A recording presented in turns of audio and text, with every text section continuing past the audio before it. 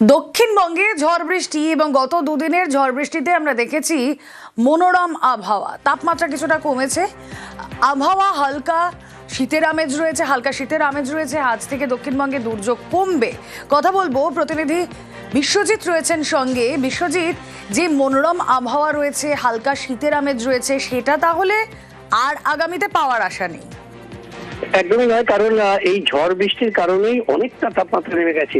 রাতের তাপমাত্রা আগেই নেমেছিল প্রায় 4 থেকে 5 ডিগ্রি সেলসিয়াস, কিন্তু দিনের তাপমাত্রা গতকাল থেকে প্রায় 11 ডিগ্রি সেলসিয়াস নেমে গেছে, যেটা এই সময় স্বাভাবিক থাকার কথা। কলকাতায় সেই তাপমাত্রা দুটো তাপমাত্রায় নেমেছে, একটা 5 ডিগ্রি সেলসিয়াস, দিনের তাপমাত্রাটা 11 ডিগ্রি সেলসিয়াস। কাজে একটা মনোরম আবহাওয়া রয়েছে। তবে আজ আংশিক মেঘলা আকাশ সকালের দিকে ছিল এবং পরবর্তীতে পরিষ্কার আকাশ থাকবে এবং তার ফলে তাপমাত্রা ধীরে ধীরে বাড়তে শুরু করবে এবং বুধবারের মধ্যে স্বাভাবিক তাপমাত্রা, অর্থাৎ এই সময় যেটা থাকে সেই স্বাভাবিক তাপমাত্রা চলে আসবে। ঝড় বৃষ্টির সম্ভাবনা কলকাতাতে আজ নেই, তবে 4-5 জেলায় আজও ঝড় বৃষ্টির সম্ভাবনা দক্ষিণবঙ্গের ক্ষেত্রে আছে এবং উত্তরবঙ্গের ওপরের দিকের জেলাগুলিতে ঝড় বৃষ্টির সম্ভাবনা থাকবে।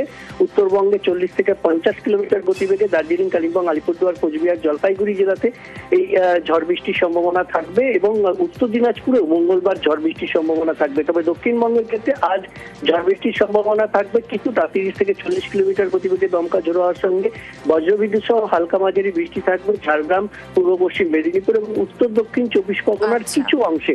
আগামীকাল থেকে পরিষ্কার আকাশ, দক্ষিণবঙ্গে তাপমাত্রা ক্রমশ বাড়বে। উত্তরবঙ্গে কিন্তু উপরের দিকে জেলাতে বৃষ্টি চলবে বুধবার, বৃহস্পতিবার পর্যন্ত। বেশ।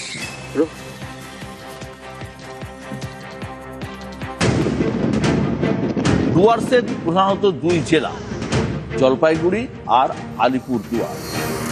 এই দুই জেলার রাজনীতিতে প্রধানত স্রোত আছে, কিন্তু কোলাহল নেই। ডুয়ার্সের রাজনীতি মানে জঙ্গল, চা বাগান, আদিবাসী ভোট আর পর্যটন। তার সঙ্গে উত্তর পূর্ব ভারত থেকে বয়ে আসা রাজনৈতিক হাওয়া।